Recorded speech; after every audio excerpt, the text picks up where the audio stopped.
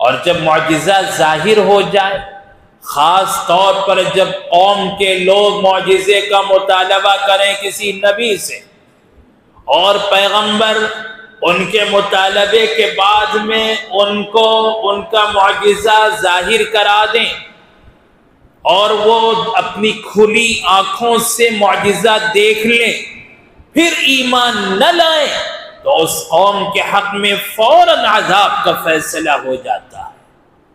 یہ معجزے کی شان ہوتی ہے۔ حضرت صالح علیہ السلام بت پرست قوم سمود کی طرف نبی بنا کر بھیجے گئے۔ وَإِلَى ثَمُودَ أَخَاهُمْ صَالِحًا، حضرت صالح علیہ السلام قوم سمود کی طرف نبی بنا کر بھیجے گئے۔ سمود بت پرست قوم تھی۔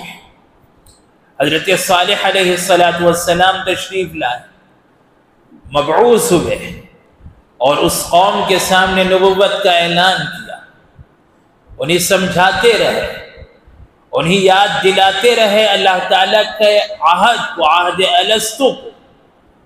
لیکن جب قوم کے لوگوں نے ماننے سے انکار کر دیا اور ان کے ماننے کی کوئی اب امید ہی باقی نہیں رہی اور لوگ ستانے پر تل گئے کہ ان سے ایسا مطالبہ کریں کہ یہ مجبور ہو جائیں آئندہ یہ ہمارے بتوں کے خلاف کوئی لفظ نہ کہیں اور الہ واحد کی طرف دعوت نہ دیں، یہ توحید کی بات زبان پر نہ لائیں، ایسا ان سے مطالبہ کر لیا جائے۔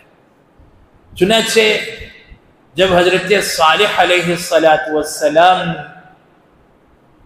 ان کے سامنے پہنچے، انہیں توحید کی دعوت دی، شرک سے منع کیا، تو قوم کے لوگوں نے کہا کہ صالح ہم آپ کی بات کو مانیں گے ایک شرط پر کہ ہم آپ سے جو چیز مانگیں آپ وہ چیز ہمیں دکھا دیں، اگر ہمارا مطالبہ پورا کر دیں تو ہم آپ کو نبی ماننے کو تیار ہیں۔ حضرت صالح علیہ السلام نے فرمایا اچھا آپ نبی ماننے کے لیے تیار ہیں، میں آپ کو دکھا دوں؟ تو کہا ہاں بالکل مان لیں گے، انکار نہیں کرو گے؟ کہا نہیں انکار کریں گے۔ سوچ سمجھ کر کہو؟ کہا بالکل وعدہ کرتے ہیں۔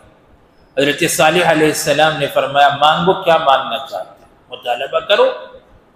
انہوں نے کہا سامنے پہاڑ ہے قاتبہ، اس پہاڑ کا نام، اس پہاڑ کی چٹان سے ایک 9 مہینے کی گابھن اونٹنی نکال کر دکھا دو۔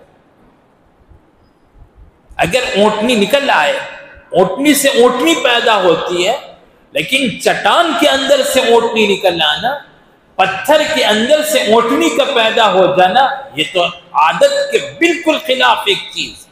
اور انہوں نے ایسے ہی مطالبہ کیا۔ حضرت صالح علیہ السلام نے 2 رکعت نماز پڑھی۔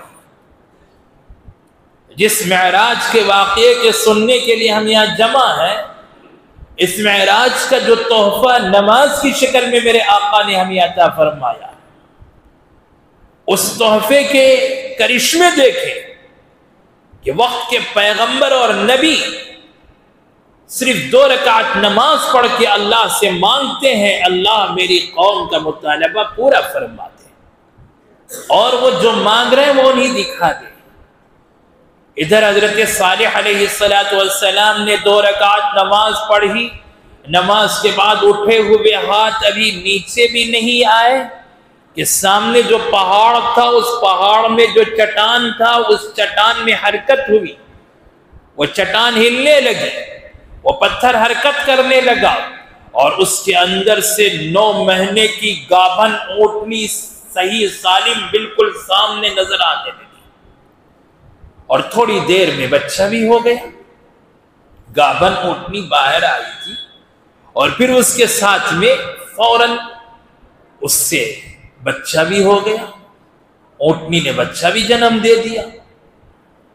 تو لوگوں کو تعجب ہوا، لوگوں نے جو مطالبہ کیا تھا وہ پورا ہو گیا۔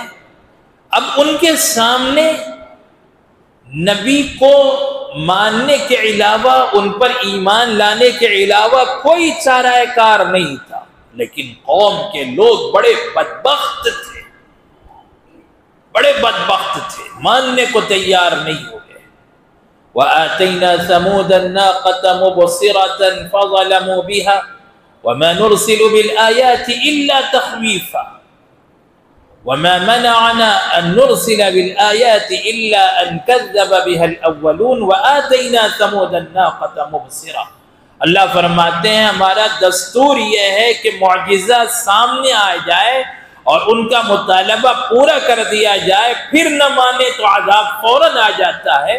قوم سمود کو جب انہوں نے اپنی آنکھوں سے دیکھا کہ یہ اونٹنی پیدا ہو چکی ہے، جب وہ راستے میں چل کے جاتی ہے تو اتنی بڑی اونٹنی کہ راستے میں جاتے ہوئے دوسرے جانور بدک کر بھاگتے، جب وہ پانی پینے کے لیے جاتی تو پنگھٹ پر سارا پانی پی لیتی، کنویں میں جاتی اپنا منہ ڈال کر پانی پیتی تو سارے کنویں کا پانی ختم ہو جاتا اور ان کے جانوروں کو پانی نہ ملتا۔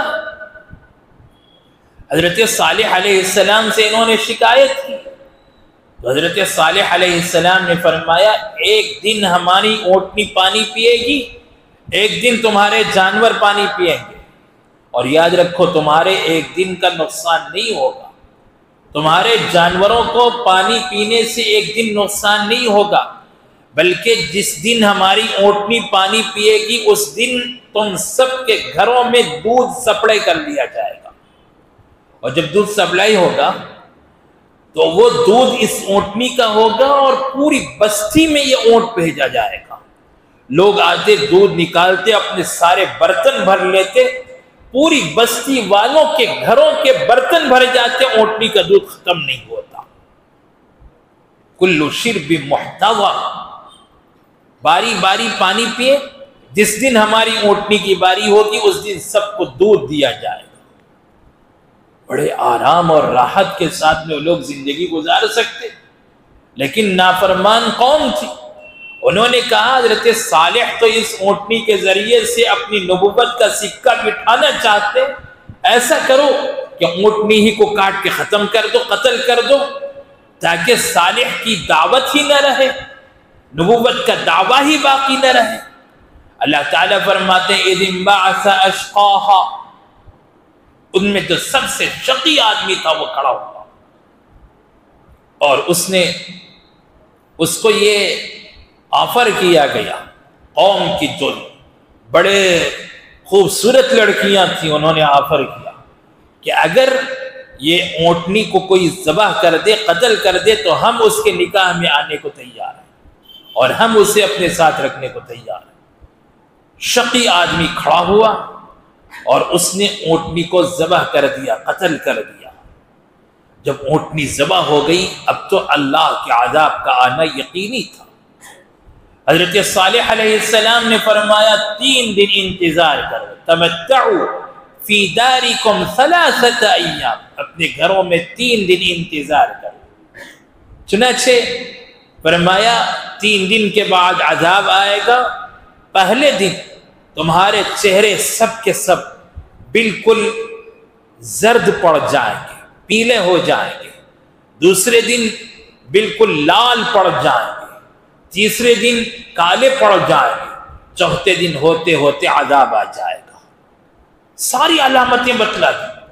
صبح اٹھے دیکھا پوری قوم کے چہرے بالکل پیلے پڑ چکے ہیں، سب کے چہرے بالکل پیلے پڑے ہوئے۔